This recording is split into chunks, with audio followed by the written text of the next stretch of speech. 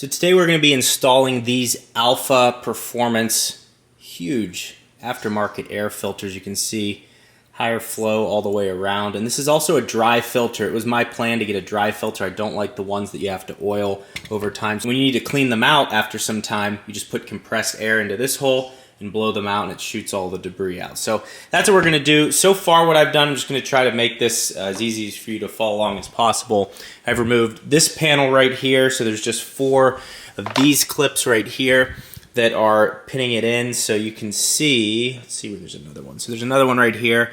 All you do is you take your nail and you pop that up, and then you pull like this, and then it comes right out of the car, and when it separates, it looks like this. Pretty easy to get that off. The toughest part was right here. You just have to kind of pull back this way toward the windshield of the car, but now we have exposure to all of these T20 star bit sets. So you can see here the star bit looks just like that, and that's what you use to get in there.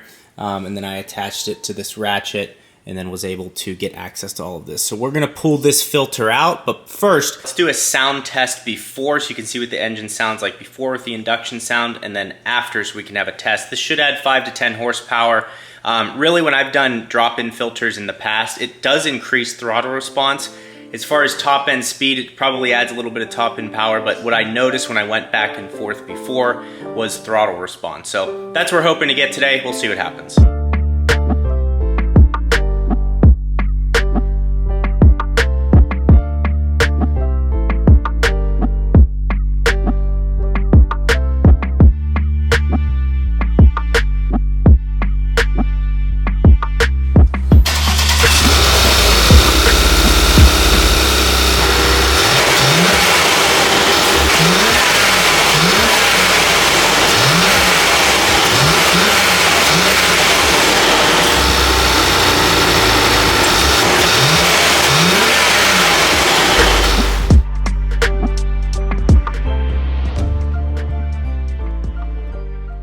So you need a T30 star bit to be removing this sidewall here. There's a T30 that is holding down this piping from the reservoir here, so that's holding this sidewall in place to the air intake. Now that that's separated, you can slide the wall up and you have full access to the airbox.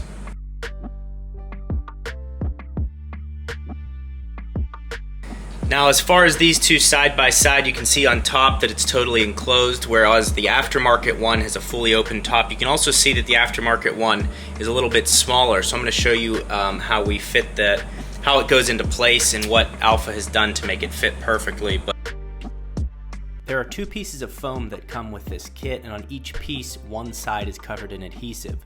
You're supposed to stick this adhesive side about 1 centimeter to 2 centimeters from the top of the removable sidewalls from both air boxes in the engine bay.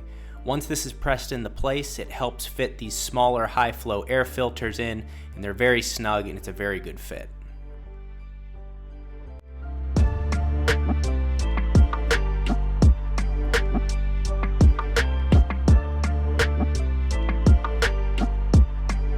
Okay, so now that we have this sidewall back in place and we put this little foam pad here, this filter has no movement in it, so that the pipes align up down below. It's not going to wobble back and forth, and it's sit perfectly. It actually looks really nice in this air box, and just having this extra surface area to take in air, it's going to probably look and sound great. So now we're going to put this top back on. Now, I've seen a bunch of other videos where they're taking this piece and cutting it off. I'm not doing that.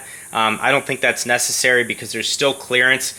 There's a little bit of clearance between this and the top of this. So that's good enough for me. I like the protection that this provides, and I'm just going to leave it in. Again, also keeping the car OEM. So I'm literally just changing the filter out. I don't want to be cutting this stuff. Just want to leave it as OEM as possible. Another thing to note is these screws do not come out of these. Don't try to get these screws to come the whole way out of these torque bits.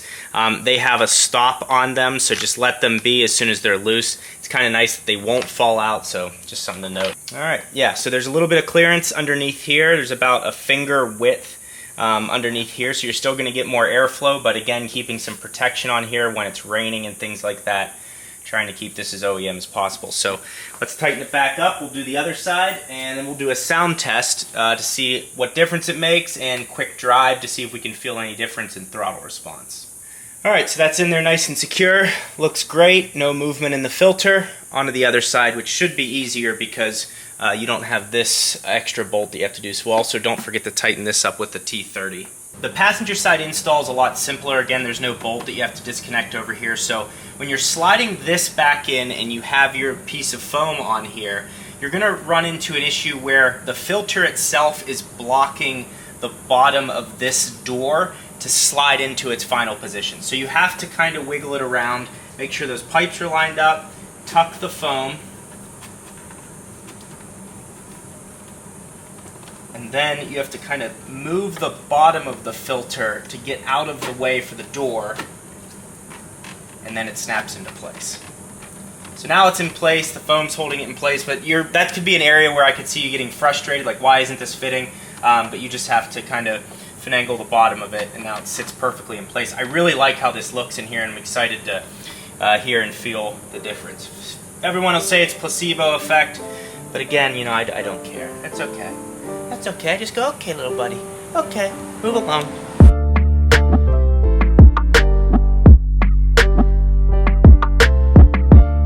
Alright, so we're all 20, it's only 120 out. So we're all tightened up here on both sides. Let's do a sound test.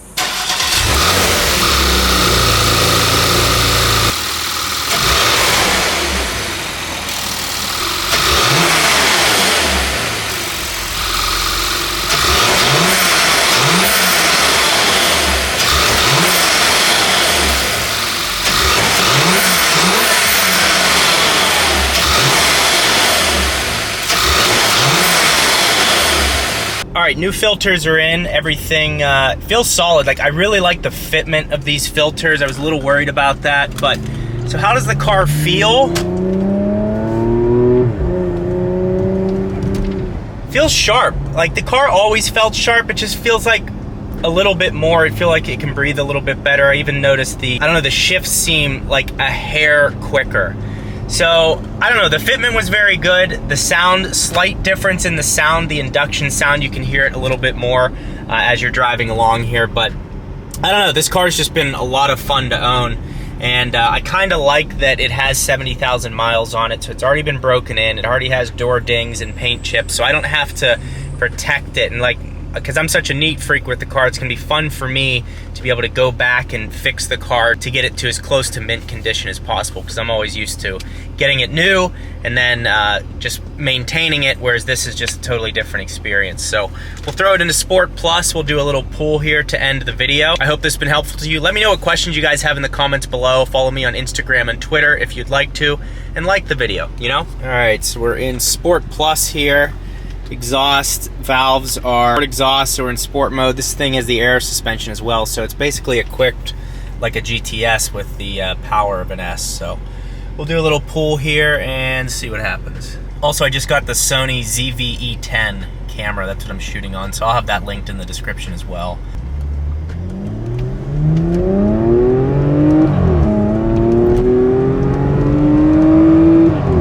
Whoa, jeez.